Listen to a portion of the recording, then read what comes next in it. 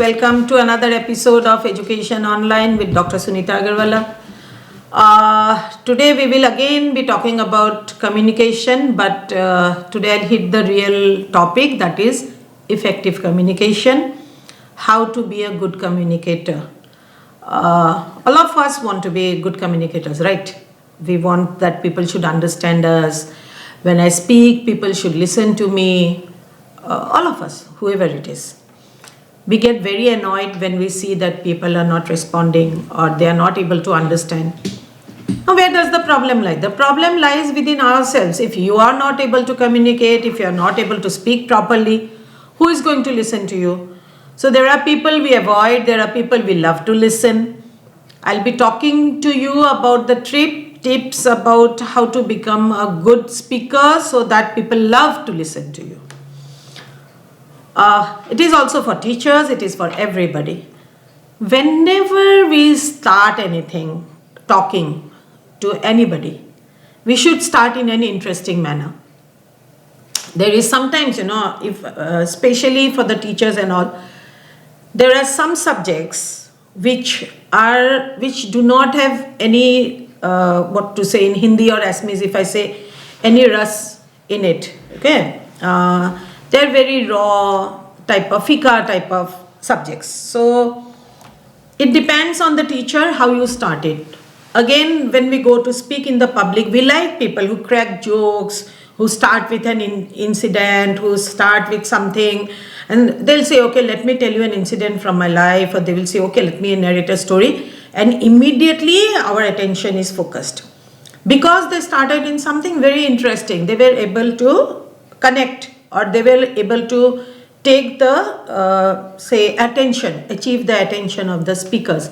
That's a very, very important point that speaker has to keep in mind. Then the voice has to be really loud and the pronunciation has to be clear.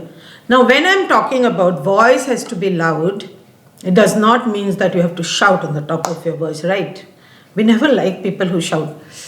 It has to be like the pronunciation has to be clear. Like in a class, I think I have mentioned it earlier also.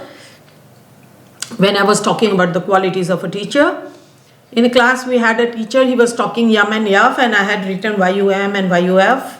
Later on, when I asked him to write it on the board, it was M and F. So maybe because of the state he belonged, it was yum and yaf. But for us, it is M and F. So the pronunciation has to be clear. Otherwise, you will speak something and they will understand something. Again, like I was talking in barriers, there has to be choice of words and language. What words you are using? Simple words, words which are related to the particular culture of the people you are speaking. They will connect to you. And also the language. You speak in German and the people understand English.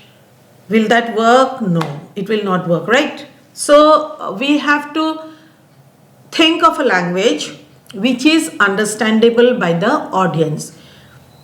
In classroom also I have seen there are students, usually they used to complain that ma'am, so-and-so teacher doesn't speak in Assamese at all, or so-and-so teacher doesn't speak in English at all.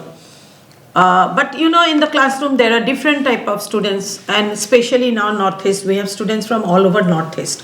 So in some states they don't even understand Assamese at all. You have to speak in the other language. There has to be a combination. If you are not fluent in one language, we can have a combination so that people can understand. The tone of talking. We should be like, like a speaker should be like an actor.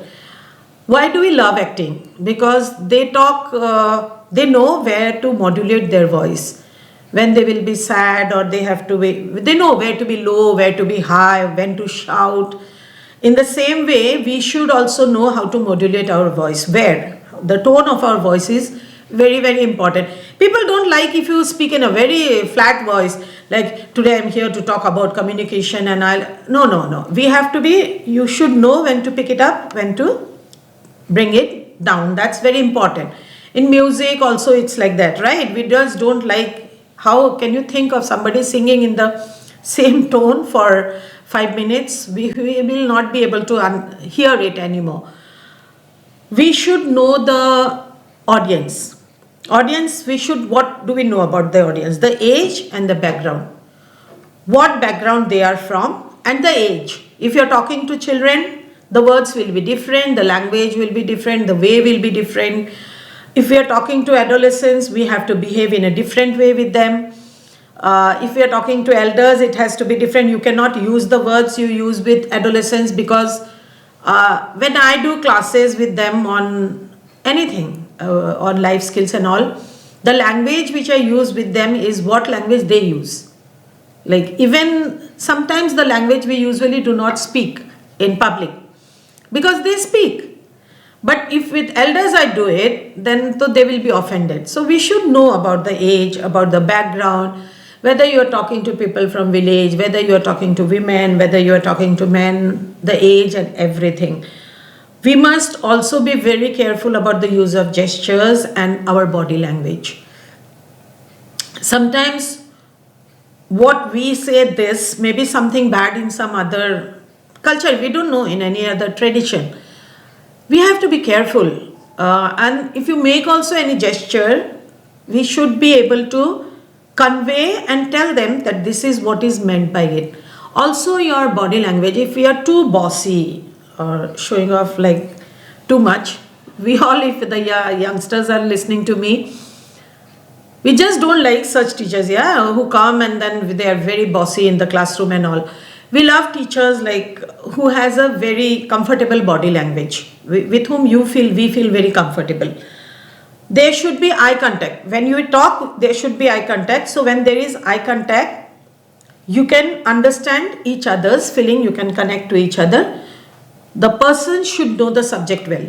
You come and I come to speak on communication, I come to speak on life skills, and I don't know, I just ratify or just listen, I just mug it up from somewhere and try to speak. No, it has to be inside me. I have to know my subject well on what I am speaking. It will come on its own. We should be assertive, not aggressive, not passive. I think you remember the first episode we did on communication, types of communication, assertive, aggressive and passive. So we should be assertive. We should finish in time, which I was talking in barriers.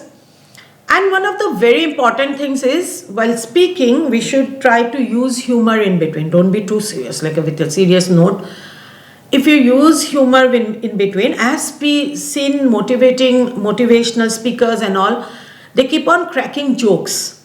They'll crack jokes on themselves only, that I did this and this happened and all those. And people laugh.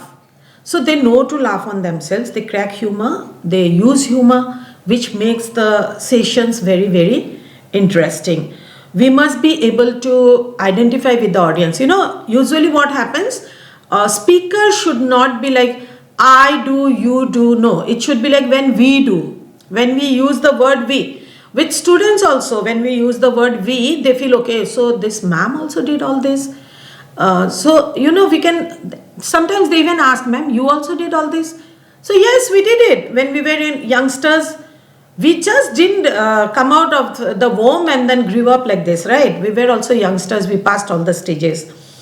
We must not underestimate the listener. Don't think that they are fools. They know, out of respect, they may not speak, but they know. They are also somewhere. Human beings, we almost know something about everything. So they also know. Don't think that they do not know anything and then keep on giving false things to them. We should be very, very careful about that. We must not repeat same thing unnecessarily. Wherever it is important, we must repeat it. When it is not important, do not repeat it. We should be very careful about our appearance or our dress. We do not like to listen to shabby people who will come with all these hairs and all, and then they'll come with, they don't dress properly. I'm not saying that you have to come with a suit and a tie and a coat and everything, no. But at least be properly dressed so that your appearance appears to be quite good, natural, attractive to say. The personality appears to be attractive. We must The biggest quality I think a communicator should has is respond to the query patiently. If we have this ego, like, I know everything, how dare you ask me something, nobody will connect.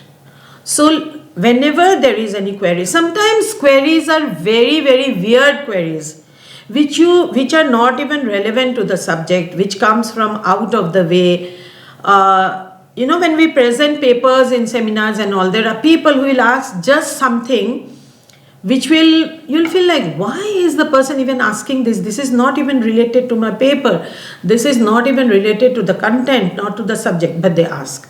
So we have to be very patient to reply to that query. We should listen properly to what others are saying. Try to respond the way they want. And then you'll see there will be a connection. Sometimes, people they try to trigger us by asking anything they want to ask. We should not be triggered by that. So when we talk of communication, it should be like tactful communication. And do not, when I'm talking of tactful, do not think that, it is something very technical and we have to be very like this way, and I have come to speak, so I have to be very different than the others. No, first thing you connect to the audience. You think I'm a part of them, and automatically they will connect to you. So tactful is like we should think before we speak. T, that is think before you speak. A means we should be assertive communicators. C again means we should have clarity of thought and content. Be very careful about what you are speaking. Tone and pitch of voice is for the T. F is for we must focus on the needs and interest of the listeners. Sometimes teachers are in the classroom and then they see that the children are not interested. I have felt it. They sometimes tell me, ma'am, we don't want to do the class. So immediately we should take, what do you want to do? Because we have to keep them engaged, right? We can do something with them.